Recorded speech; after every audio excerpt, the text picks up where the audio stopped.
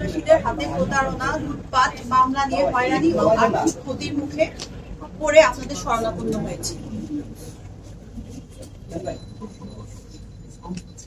সৎভাবে জীবনযাপন অব্যাহত রেখে আর্থিক সচ্ছলতার আশায় আমি গুলশানে পূর্ব থেকে চলমান ভুবন নামের একটি রেস্টুরেন্ট ক্রয় করি।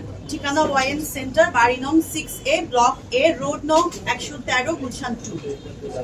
রেস্টুরেন্টে ওঠার পর আমরা ডেকোরেশন পরিবর্তনের কাজ শুরু করি, যাতে 1 মাস সময় লাগে।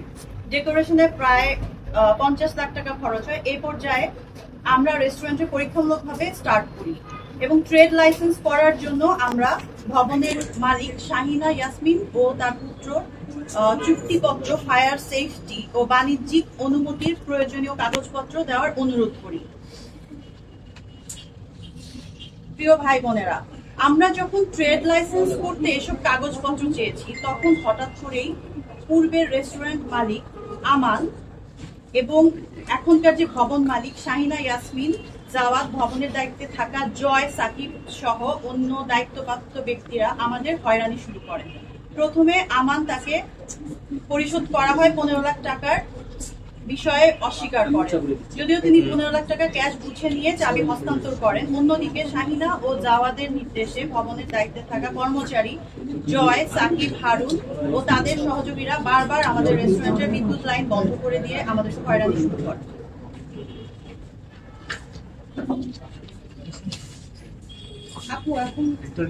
শেষ করো, একটু কষ্ট করে, এটা একটু সেনসিটিভ ইস্যু তো প্লিজ একটু মন দিয়ে শুনবেন। এর মধ্যে গিয়াসউদ্দিন আল মামুনের ব্যবসা প্রতিষ্ঠান ওয়ান গ্রুপ থেকে বারবার সন্ত্রাসী ও লাঠিয়াল বাহিনী নিয়ে রেস্টুরেন্টে এসে ভয়ভীতি দেখাতে থাকে।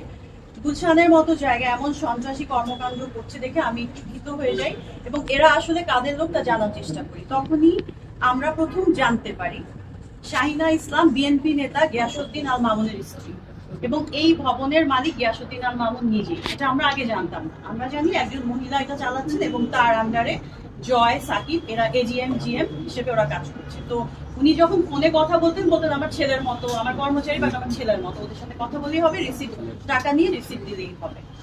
এমন পরিস্থিতিতে বিপদের আশঙ্কা দেখে ট্রেড লাইসেন্সের বিষয়ে করণীয় কি সে পরামর্শ করতে আমরা সিটি কর্পোরেশনে যাই এবং জানতে পারি যে উক্ত বিল্ডিং এর কোনো রকম বাণিজ্যিক কার্যক্রমের অনুমতি নেই। এই জন্য গত ফেব্রুয়ারি মাসে বেইলি রোডে রেস্টুরেন্টে আগুন লাগার পর এই বিল্ডিং এর সিলগালা করে দেওয়া হয়। পরে শাহিনা বেগম 3 মাসের মধ্যে বাণিজ্যিক কার্যক্রম সরিয়ে ফেলা লিখিত প্রতিশ্রুতি দিয়ে বিল্ডিং খোলা। এই ঘটনার পর আমরা বুঝতে পারি যে আমান, শাহিনা ও জাওয়াদ মিলে আমাদের সঙ্গে এক ভয়াবহ প্রতারণা করেছেন। তারা অবৈধ রেস্টুরেন্ট বাঁচাতে না পারার ভয়ে বিক্রি করে টাকা তুলে নেওয়ার ফাঁদ পাতেন। সেই ফাঁদে আমাদের ফেলা হয়েছে। বাণিজ্যিক কোনো অনুমতি না থাকার পরও মাত্র 3 মাসের লিখিত প্রতিশ্রুতি দিয়ে এসে আমাদের প্রায় 80 লাখ টাকা বিনিয়োগ করিয়েছেন এবং তারা আমাদের থেকে ভাড়াও নিচ্ছেন। তারা ধারণা করেছিল আমরা বৈধ কোনো কাগজপত্র চাইব না। সিলগালা হওয়া ভবনটি এখনো আগের মতোই সব বাণিজ্যিক কার্যক্রম অব্যাহত রেখেছে। এর মধ্যে পার্কিং এর স্থানে ল্যাভেন্ডার, বাসমতি নামের 2টো বাণিজ্যিক শপ সহ 3টি বাণিজ্যিক প্রতিষ্ঠান চলছে। প্রথম তলায় থাই সিগনেচার নামে রেস্টুরেন্ট, দ্বিতীয় তলায় হালদা ভ্যালি নামে রেস্টুরেন্ট, চতুর্থ তলায় স্পা সেলুন চলছে। যেহেতু আমরা ভবনের বৈধ কাগজপত্র দাবি করেছি, সে কারণে তারা আমাদের এখান থেকে উচ্ছেদের চেষ্টা করে। বিভিন্ন মাধ্যমে তারা আমাদের হুমকি দিতে থাকে যে এই ভবনে তোমরা ব্যবসা করতে পারবে না এবং তোমাদেরকে ব্যবসা করতে দেওয়া হবে না। সর্বশেষ গত 22 জুন রাতে 11টায় আমরা রেস্টুরেন্ট বন্ধ করে বেরিয়ে যাই। 23 তারিখ সকালে রেস্টুরেন্টের কর্মচারী গেলে নিরাপত্তা কর্মী সহ অন্যরা তাদের ঢুকতে বাধা দেয়। কেন ঢোকা যাবে না কোনো উত্তর দিতে পারেনি। খবর পেয়ে দুপুর 12:30টায় আমার অপারেশন পার্টনার মির্জা বাশার সেখানে গেলে হঠাৎ করে 15-20 জনের সন্ত্রাসী দল তার উপর আক্রমণ করে। সেখানে বাশারকে একা পেয়ে বেদম মারধর ও হত্যা চেষ্টা করা হয়, যার সিসিটিভি ফুটেজ থানায় দেয়া আছে। আমি বিষয়টি জানতে পেরে তৎক্ষণাৎ থানায় অবহিত করি এবং সেখানে পুলিশ ও আমি একাই পৌঁছাই। পুলিশের উপস্থিতিতে আমরা রেস্টুরেন্টে ঢুকতে গেলে দেখতে পাই সেখানে নতুন তালা লাগানো হয়েছে। কাঁচের দরজা থাকায় দেখা যায় ভেতর থেকে সব মালামাল লুট করে এবং ভাঙচুর করা। এমন পরিস্থিতিতে আমরা গুলশান থানায় মামলা দায়ের করতে গেলে তখন আমার যে অপারেশন পার্টনার, ওনার নাক দিয়ে প্রচন্ড ব্লিডিং হচ্ছিল এবং চোখ সব ফোলা দেখে ওইখানকার কর্তব্যরত অফিসার বলেন আগে ওনাকে হসপিটালে নিয়ে যান, দেন এসে মামলা করেন। ওনার খুব বাজে অবস্থা ছিল। আমি দ্রুত আমার ম্যানেজারও ছিল, ওনাকে নিয়ে কুর্মিটোলা হসপিটালে ভর্তি করানো হয়। তখন সেখানে তার চিকিৎসা চলতে থাকে। সন্ধ্যার পর মামলা করার জন্য গেলে আমরা জানতে পারি এই ভবনের এজিএম সাকিব আমাদের বিরুদ্ধে উল্টো মামলা করতে এজাহার দিয়েছে। মূলত তারা আমাদের রেস্টুরেন্ট দখল করে, আমাদের মালামাল লুট করে, আমাদের লোকজনকে মারধর করে।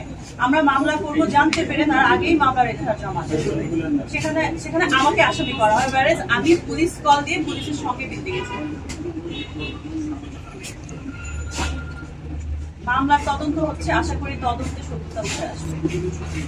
আপনারা জানেন আমি দীর্ঘদিন চলচ্চিত্রে কাজ করছি, শিল্পী হিসেবে আমার একটা সম্মান সুনাম আছে। আমি কোনো অনৈতিক কাজের সঙ্গে কখনোই জড়ানোর চেষ্টা, মানে সবসময় দূরে থাকার চেষ্টা করি। বৈধভাবে একটা ব্যবসা, আমার ফুড বিজনেস খুব পছন্দের একটা বিজনেস আসলে। আমার আগেও বনানীতে বিজনেস ছিল, ঢাকায় পাখি, এবং আমার বোনরা যে অস্ট্রেলিয়া থাকেন তারাও এখানে ফুড বিজনেস করেন, আমার কাজিনরা করেন। সো ফুড বিজনেস আমার খুব আসলে আফটার ফিল্মের পর যদি আমার একটা ভালোবাসার কোনো ইয়ে থাকে সেটা হচ্ছে ফুড বিজনেস। তো এই উদ্দেশ্যে আসলে ওনার সঙ্গে আমার ওইভাবে কথা বলা, এবং আমি কিন্তু অনেক পরে জানতে পারি যে এটা গিয়াসউদ্দিন আল মামুনের স্ত্রী।